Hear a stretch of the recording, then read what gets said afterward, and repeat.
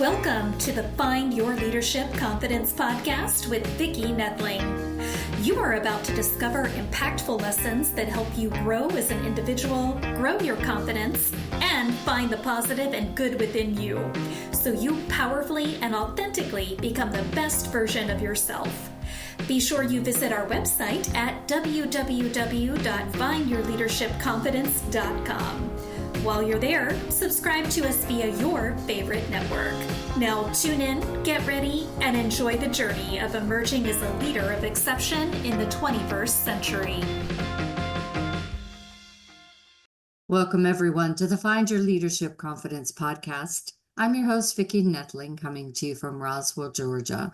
The goal of this podcast is to bring topics and guests that will empower you to become that confident leader and take your business and your life to the next level.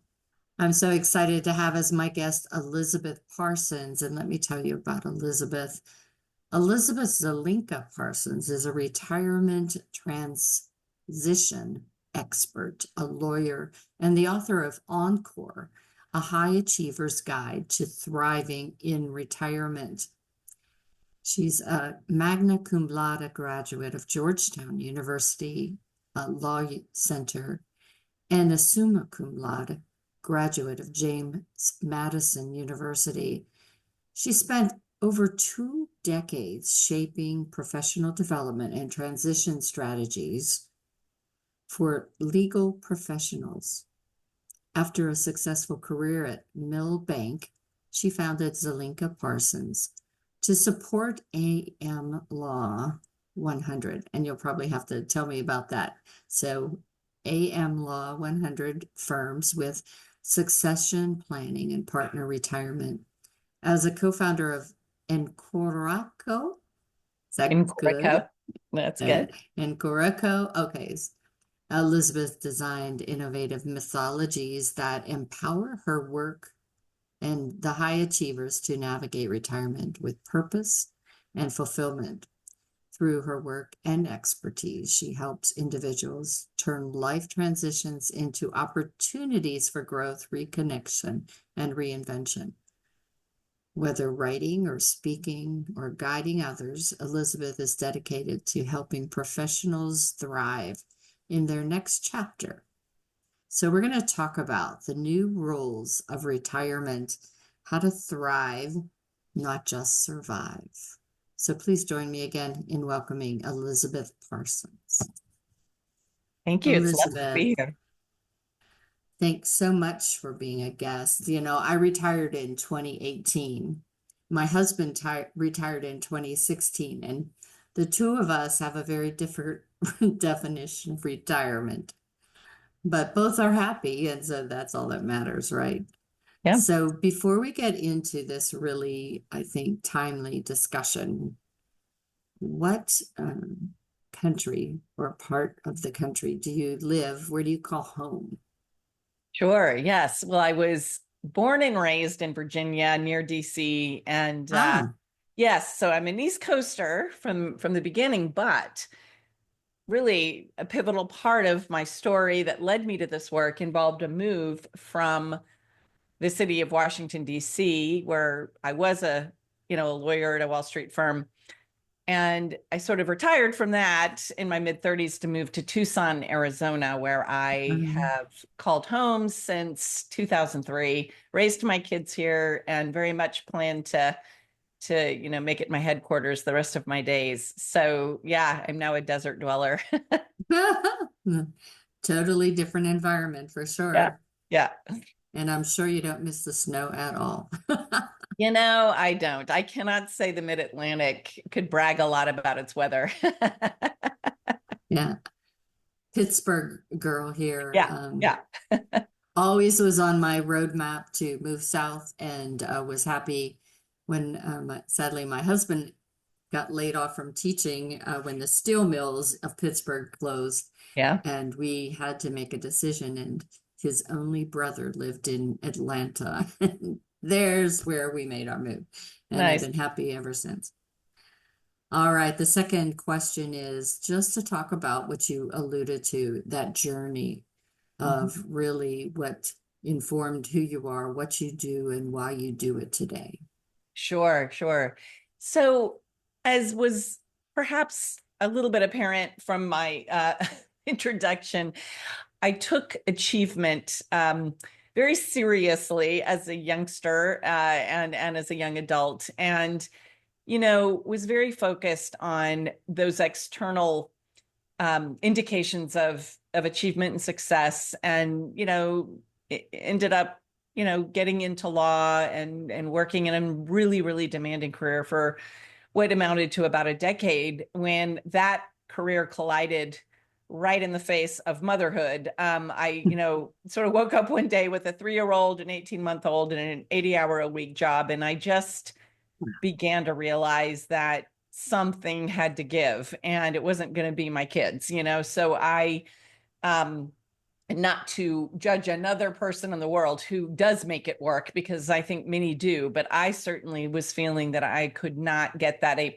in both places that I so desperately wanted at the time.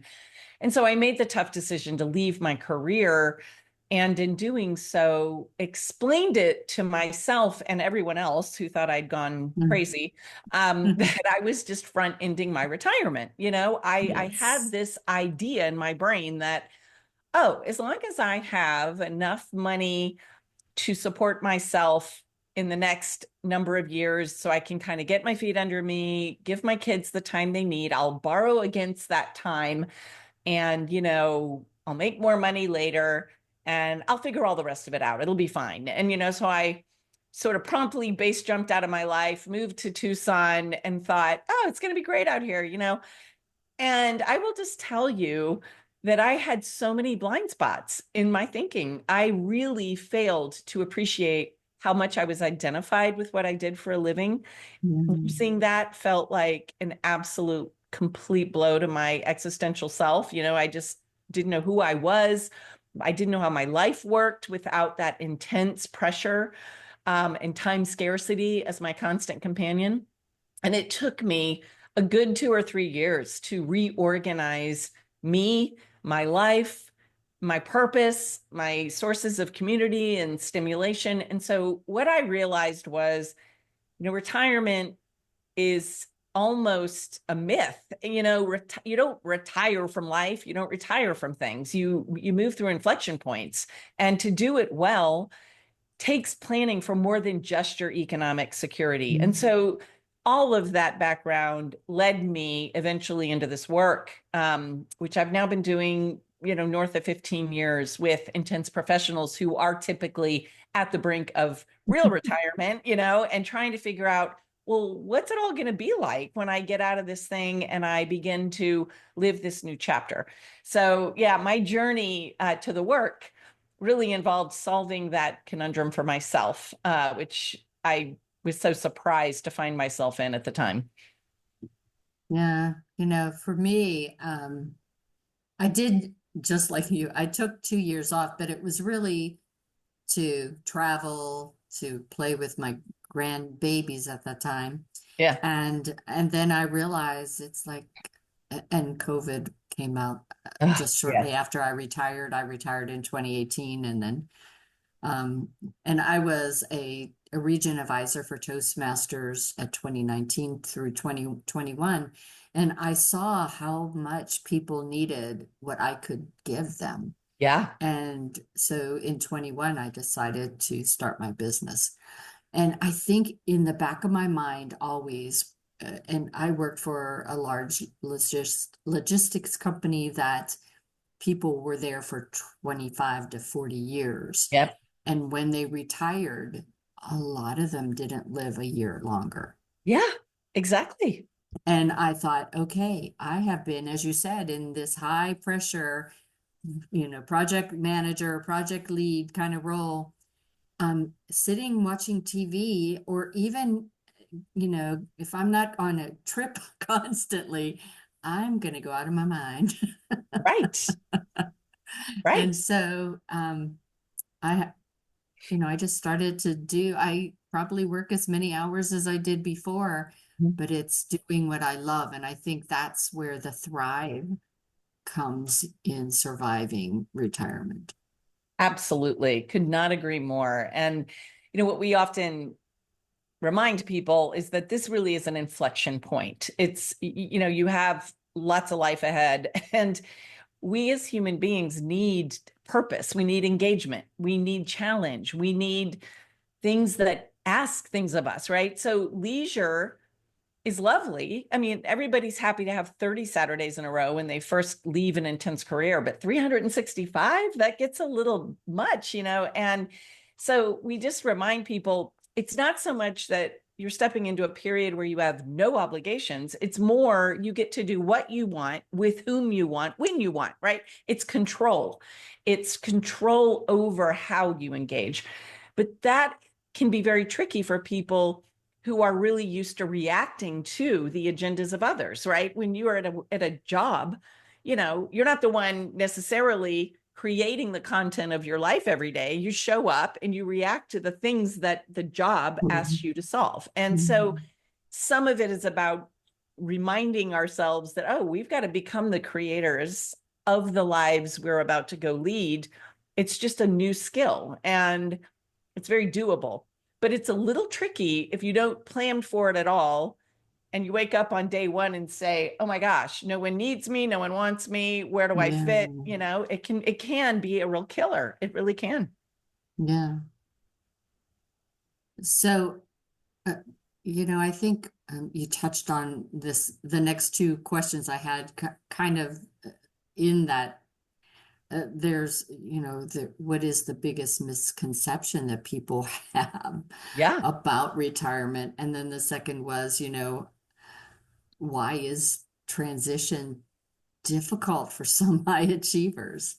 Yeah. Well, I can embellish I think I did touch on one myth, which is life of pure leisure will be enough.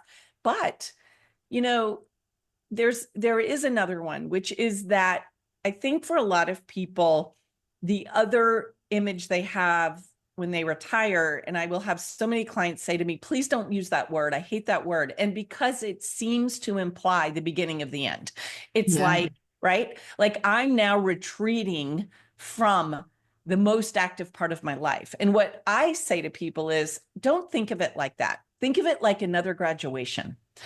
Actually, you're graduating from the period of your life where you did have to work to pay for your lifestyle or to get your family raised or create the security you needed. And now you're stepping into a chapter where you've got more control, more freedom, more security, more wisdom than you've ever had at any point in your life.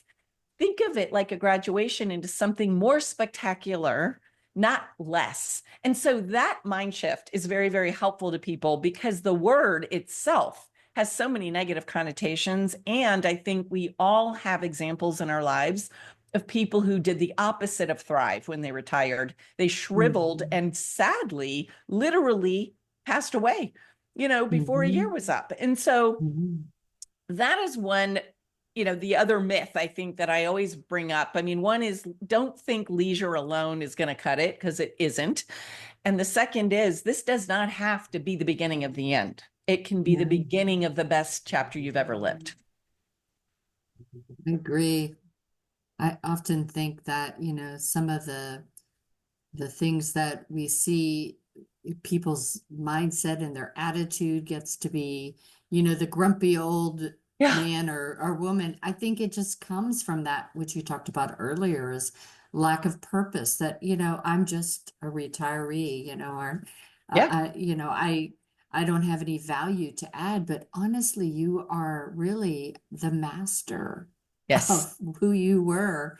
And you didn't stop being that because you turned in your keys to and your badge to that company or that business. Exactly. So your book emphasizes the importance of rebuilding connection and purpose. So what are some practical steps that you can share? Absolutely. So with respect to purpose, one of the really impactful exercises we do with everybody involves thinking of stories where in your working life or even your personal life, you could spot three things happening at once.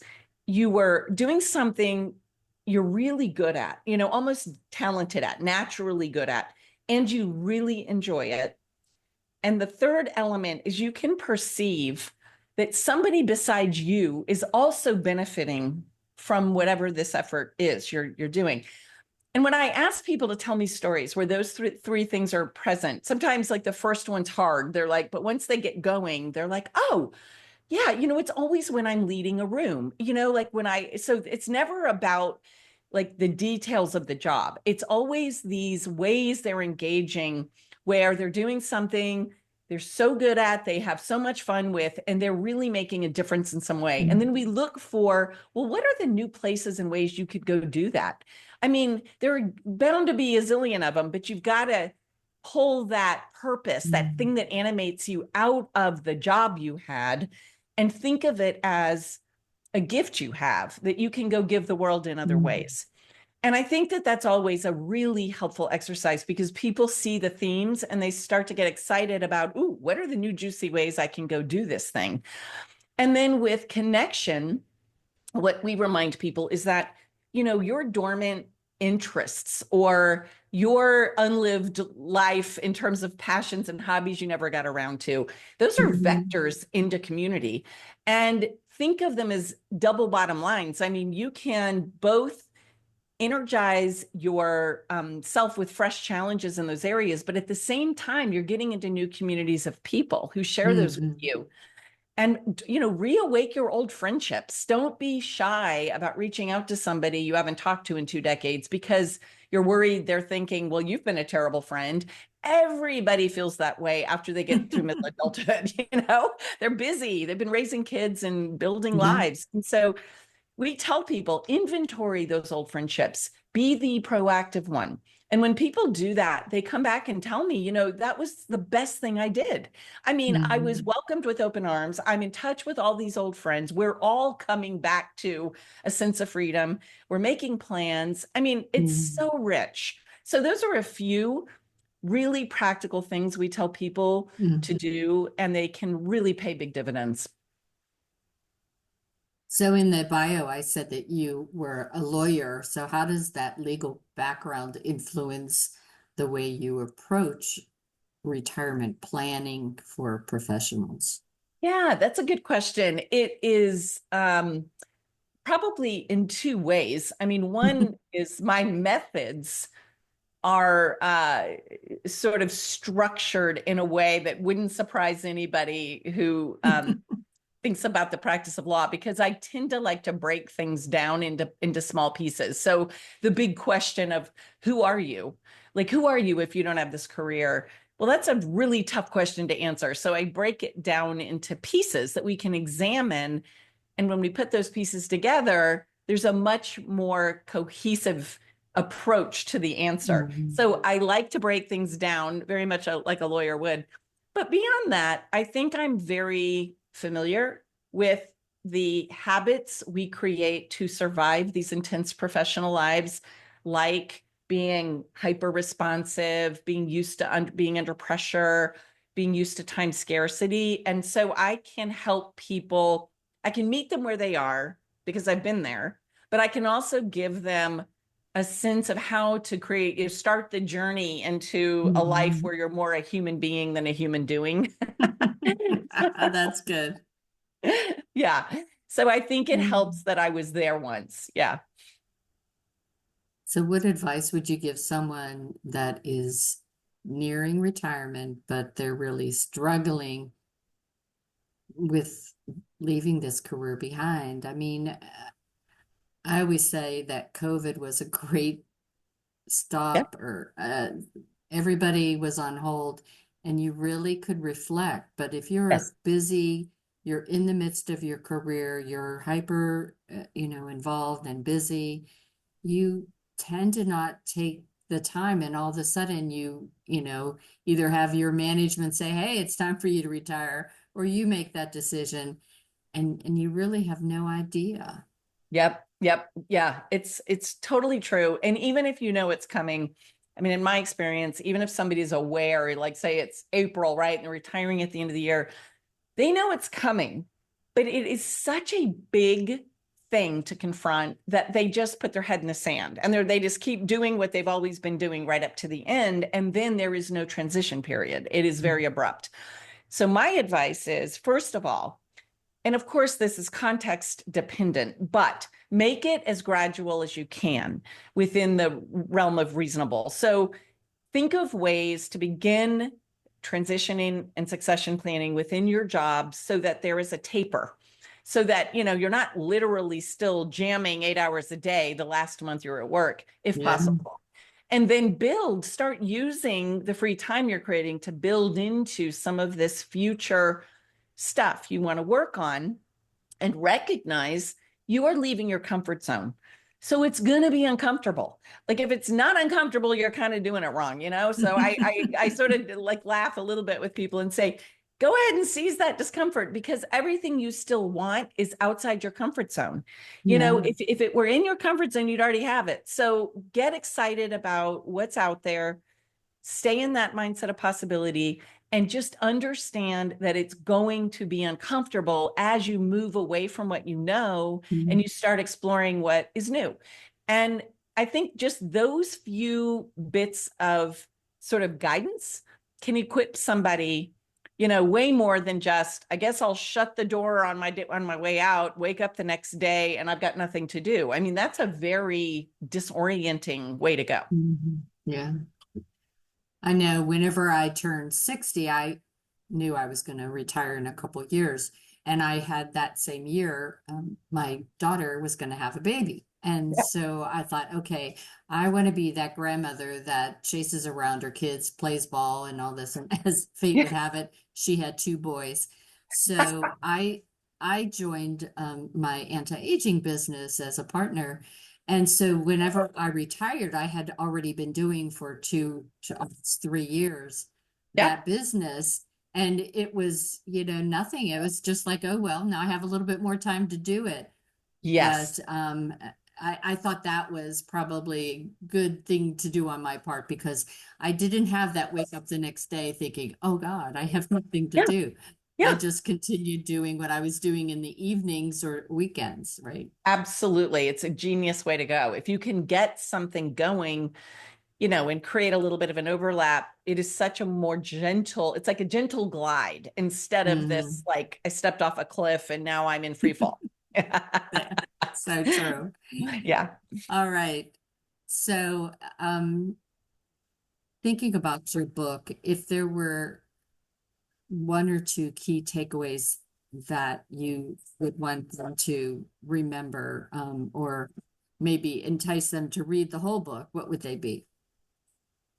Well, I think one sort of useful takeaway that I, structured the book around really was, I think there are 2 processes that all of us have to go through, certainly at the inflection point of retirement, but I think any major change in your life. And I've had many, many people say to me, oh gosh, this book is useful if you're confronting any major change, because it's really more about navigating change and reshaping who you are and how you engage with life, and hopefully making it as energizing as possible. So I'd say there is a form of identity bridging that we've got to go through, because we do define ourselves often by what we're doing in the world, the roles we're playing. And if you're letting go of a major role, including even motherhood, when you launch your kids, that's a version of an identity shift. So recognizing you've got to be able to bridge your identity into new things, and you're not losing yourself, you're evolving. So there's a whole, quarter of my book devoted to that topic. And I think it's, more than I could explain in a chat, but it's extremely valuable to understand how we form our identities, how we reshape them, the parts of us that endure, the parts that we can say goodbye to without losing ourselves, right? So that was all a complete blind spot for me. And it was incredibly helpful to understand that and then have a sense of how to gather myself up again. The second piece that I think is very valuable to understand, and it's certainly true with career, but I think motherhood as well, or other major life roles, we tend to have these monolithic things that are defining the way we live. If it's a job or if it's parenthood, And so it's sort of the scaffolding of life, and everything else fits around the edges, right? You know, it's like I have work and then I try to do these other things I want to do. So if you just pull that whole thing out of the middle of your life with no thought about how to restructure your life, it just creates kind of a messy jumble for a while. And there is a more organized way to think about it, which is to start thinking very intentionally about how am I going to invest in my, you know, physical health, maybe my relationships. What specifically will I do to challenge myself, to grow? Are there ways I want to be more contemplative in my life? You know, are there things I need to take care of that I have been ignoring that are just sort of, you know, good housekeeping things? And if you get intentional and start planning about how you're going to reorganize where you put your time and energy, it can get quite exciting to be in that project of redesigning the way your life is going to work. But I think, again, I have a whole quarter of my book dedicated to that topic. But I think those two processes are so core to moving through this kind of change with an empowered feeling. And also, there's massive opportunity to really shape a life that you're excited by, not just sort of default into whatever might show up. So I think that's what I would say, you know, if I were going to encourage someone to spend some time in the book, it would just be to recognize that every time there's a big change ahead, as much as you're letting something go, you're also creating opportunity. And why not shape it into the most spectacular thing possible? You know, that's what you have in front of you as a possibility. Yeah. Awesome. So you guys are going to have to get the book and read on. If you are interested in the book, as well as how to connect with Elizabeth, then you know you can capture that on my YouTube channel, Vicki Noethling, but you also can go to findyourleadershipconfidence.com. All of the show notes will include what I'm going to share now on a slide. The website is highachieverretirement.com. I can say it, highachieverretirement.com. And her LinkedIn site is her name, Elizabeth Zelinka Parsons. I'm going to let her talk to you about what you can find on her website, resources, links, how to get to that book, as well as what she puts out there on LinkedIn. Absolutely. Happy to. Yes. Highachieverretirement.com will get you to my core website where you can see what programming we offer, which ranges from, you know, very customized traditional coaching all the way to 2-day personal programs with myself and my business partner. Will go very, very deep for 2 days and really drill down. So there's a whole range of programming groups as well. We've got a team of coaches that are certified in our material too. So there are lots of ways to engage with the material. You certainly can find a link to my book there, which is sold everywhere books are sold. And similarly on LinkedIn, I certainly happily share lots of the media appearances, et cetera, there. So those ought to get you to just about any of the material that you might find helpful. We've got some free items as well. So always happy to engage with folks who are curious about the material and learning more. Well, Elizabeth, you shared some wonderful advice for the folks out there. I would encourage everybody that if you're thinking about retiring, definitely, even if you're not a high achiever, I would definitely suggest that you get that book. And as always, thank you so much, Elizabeth, for being a great guest. Thank you, Vicki. This has been a lot of fun. I appreciate it. As I remind everyone every time, life is a journey, and it's up to you to enjoy the ride. This is Vicki Noethling, signing off. Thank you for tuning into the Find Your Leadership Confidence podcast with Vicki Noethling, where we share impactful lessons that help you grow as an individual, grow your confidence, and find the positive and good within you so you powerfully and authentically become the best version of yourself. Remember to visit our website at www.findyourleadershipconfidence.com and enjoy even more great episodes like this one. Again, while you're here, subscribe to us via your favorite network. We look forward to seeing you next time on the Find Your Leadership Confidence podcast.